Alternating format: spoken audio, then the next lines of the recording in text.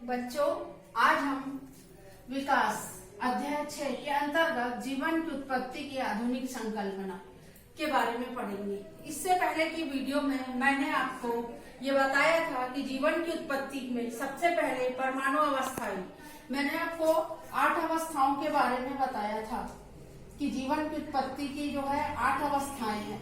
8 अवस्था में से हमने पहली अवस्था पढ़ ली थी, इसे हम परमाणु अवस्था कहते हैं। दूसरी अवस्था सरल कार्बनिक यौगिक थी और तीसरी कार्बनिक यौगिकों की उत्पत्ति।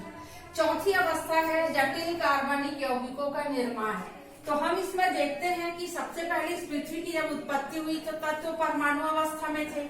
ये परमाणु परस्पर सहयोग करके सरल कार्बनिक यौगिक बनाए और सरल कार्बनिक यौगिक जो थे उससे कार्बनिक यौगिकों की उत्पत्ति हुई। और अब हमारा चौथा चरण आता है जिसमें जटिल कार्बनिक यौगिक का निर्माण होगा। तो इस चरण को आपको अच्छे से समझना है कि जटिल कार्बनिक यौगिक कौन कौन से बने। मैंने बताया था आपको कि हमारा जो आदि सागर था, ये आदि सागर, तो हमारा आदि सागर का जो जल था, आदि सागर का जल क्या कहा था हमने इसको?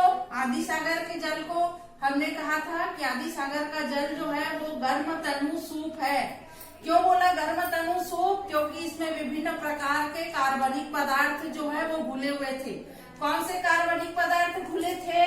ये वाले जो बने थे सरल कार्बनिक से, वो घुले थे।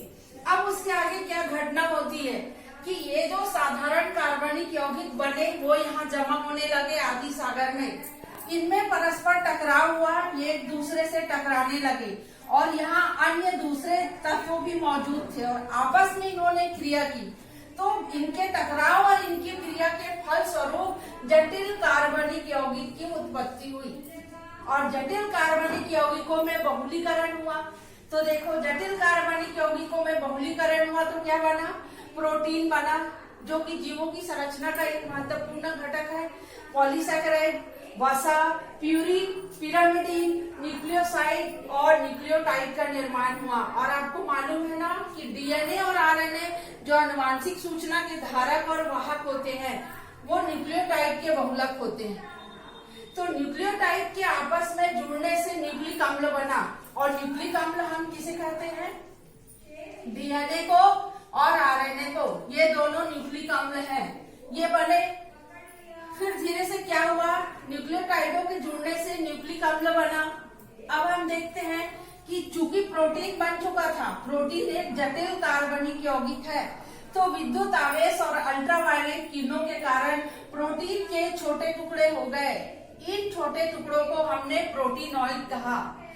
ये प्रोटीनॉइड समूह में एकत्र होने लगे और जब ये समूह में एकत्र होने लगे तो हम इसे माइक्रोस्फीयर्स के नाम से जानते हैं। ये रचना देखिए आप, ये माइक्रोस्फीयर्स की रचना है, ये प्रोटीनॉइड की रचना है। सिडनी फॉक्स नामक वैज्ञानिक ने प्रोटीनॉइड को माइक्रोस्फीयर्स, प्रोटीनॉइड माइक्रोस्फीयर्स का नाम दिया। ये देखिए संरचना बनी सबसे पहले। ये संरचना कहाँ बनी? ये संरचना बनी हमारे आदि सागर के जल में। तो आदि सागर के जल में जो ये रचना बनी वो कैसी थी? ये गोल थी, सूक्ष्म थी, एक समान व्यास की थी और इसके ऊपर दोहरी झिल्ली का आवरण था।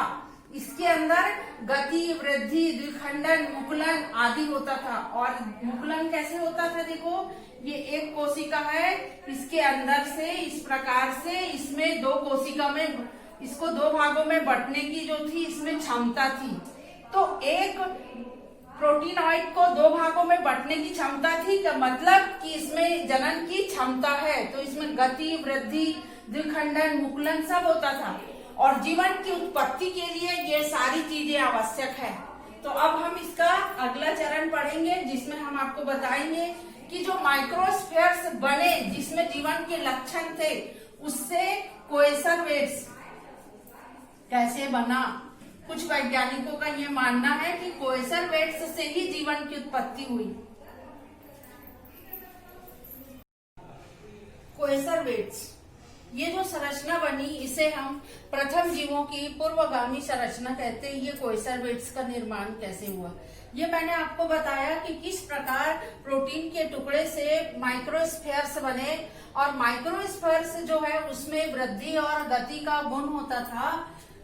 अब आप देखिए कि कोएसरवेट्स कैसे बनते हैं। ये परीक्षा में प्रश्न आता है कि कोएसरवेट्स क्या चीज है। तो ओपेरिन और फॉक्स नामक वैज्ञानिक का विचार था कि जो हमारी आदि पृथ्वी है उसमें जटिल कार्बनिक यौगिक के बीच परस्पर क्या हुआ, आकर्षण हुआ और जटिल कार्बनिक यौगिक समूहों में एकत्र हुए। जटिल कार्बनिक यौगिक के इस प्रकार समूहों में एकत्र होने से जो रचना बनी, उस रचना को उन्होंने कोएसरवेट्स कहा। और ये रचना सूक्ष्म थी, लेकिन इसे हम सूक्ष्मदर्शी की सहायता से देख सकते थे। इस रचना की विशेषता ये थी कि ये प्रोटीन का अवशोषण कर सकती थी और प्रोटीन का अवशोषण करने के कारण इसकी जटिलता में वृद्धि हुई और आगे चल के इसी से एक नई कोशिका बनेगी। ये मैं आपको अगले वीडियो में बताऊंगी कि ये नई कोशिका किस प्रकार से बनेगी। पर आप ये जान लो कि किस प्रकार जो है समूह कार्बनिक यौगिकों का इकट्ठा हुआ और ये समूह क्या कहलाया, कोएसरवेट्स। इसलिए हम इसे प्रथम जीवों की पूर्वगामी संरचना कहते हैं। अब इससे नई कोशिका या इससे प्रथम कोशिका कैसे बनेगी, ये हम अगले वीडियो में पढ़ेंगे।